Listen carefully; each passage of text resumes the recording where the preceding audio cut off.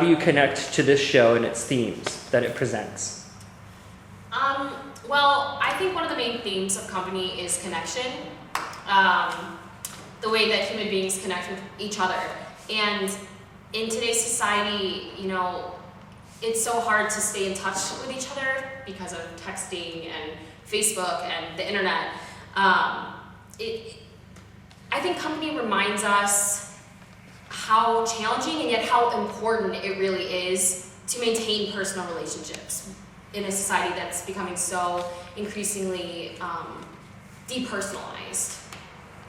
I think too, the whole idea of love and connection and the modern world and how everything works is just so relevant to today's world and today's society. And I think that no matter what, every one of the couples and every one of the characters, they all want to love and they want to be loved.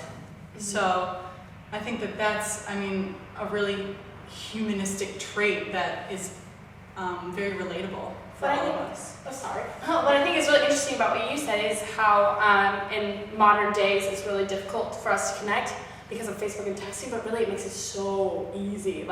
So we're talking to each other all the time, but it's a different kind of talking. It's not as personal. Everything's getting less and less personal. So I think that's really interesting that we're putting the show. It was already pretty modern, but we're putting it right now today. We're not putting it in the 1970s. So it's very interesting to see how that can weave into today. And then of course, love is a huge thing too, isn't it?